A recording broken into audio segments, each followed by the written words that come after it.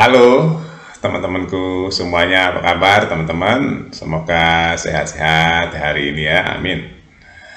Teman-teman, sesuai atau betul apa yang saya bilang ya. Saya itu menganalisa badminton ya teman-teman, karena memang pakai hati analisanya ya. Tapi jadi semuanya itu terasa betul ya. Kalau kita melakukan sesuatu ya teman-teman, pakai hati itu terasa teman-teman. Apapun pekerjaannya, kalau kita menyukai pekerjaan, ya pasti melakukannya pakai hati. Ya, jadi kalau kita melihat sesuatu pakai hati, pakai rasa, itu akan connect teman-teman energinya ya. Seperti kita melihat dunia bulu tangkis Indonesia ya. Jadi selama sekali ya saya menganalisa ini, sebenarnya males membahas saya tuh mengenai bagaimana kok Indonesia bisa jatuh ya, prestasi di bulu tangkis beberapa tahun terakhir ini teman-teman. Udah bertahun-tahun ya, ini bukan hanya sebulan dua bulan, udah bertahun-tahun Indonesia grafiknya turun. Bahkan sampai hari ini saya berharap sekali Indonesia tuh grafiknya naik ya. Saya berharap sekali grafiknya naik, grafiknya rebound gitu ya. Ternyata belum rebound juga teman-teman. Ya, ketatnya persaingan bulu tangkis dunia teman-teman ya. Saya bilang dikuasai Cina, hampir semua di dunia ini dikuasai Cina. Ya, baik olahraga, teknologi, ya, perdagangan, semua dikuasai Cina. Bayangin aja teman-teman. Penduduknya aja di atas 1 miliar, ya. Orangnya gigih-gigih, latihannya keras-keras. Ya, teman-teman kalau lihat orang-orang atlet-atlet Cina itu latihannya luar biasa teman-teman. Juara itu diraih dengan latihan yang luar biasa. Latihan yang di luar kebiasaan, ya, latihan di atas standar biasa saja, makanya menjadi juara. Menjadi juara itu nggak gampang ya, nggak ada yang lehai-lehai, santai, nggak ada. Jadi juara itu pasti orang lain tidur, dia berlatih. Nah, kita kupas teman-teman mengenai badminton Indonesia ya. Ini ada yang salah di mana? Salahnya di mana? Padahal di Indonesia itu badminton salah satu yang favorit ya. Badminton, bola ya, itu salah satu yang favorit di Indonesia. Dulu teman-teman, badminton Indonesia itu legend ya. Kebanyakan dari Indonesia legend, bahkan pelatihnya pun dicari di dunia. Hari ini Indonesia terpuruk badmintonnya.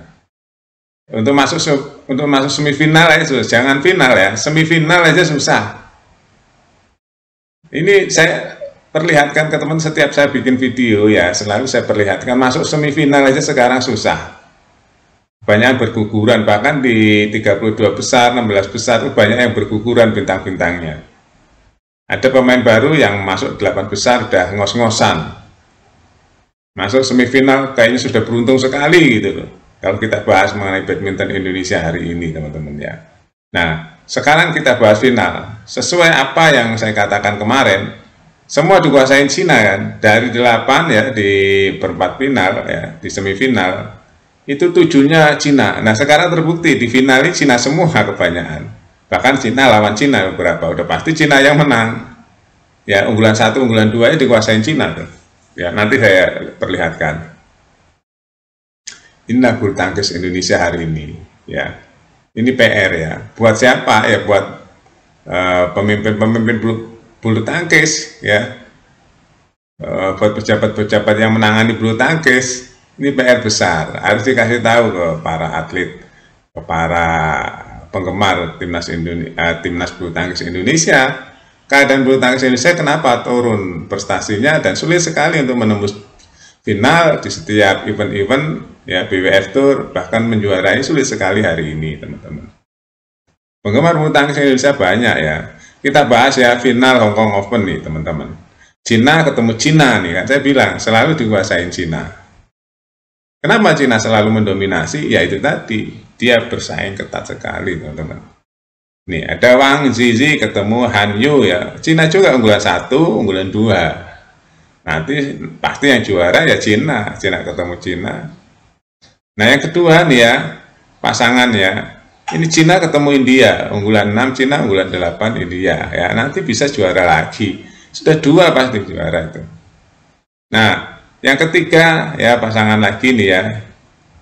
Cina ketemu dengan Jepang, unggulan 3 dan unggulan 4. Cina unggulan 3, Jepang unggulan 4. Cina lagi, Cina lagi. Ya, ini ada lagi All Indonesia, All Cina lagi, All Cina final nih. Cina ketemu Cina, unggulan 2, unggulan 6 tuh.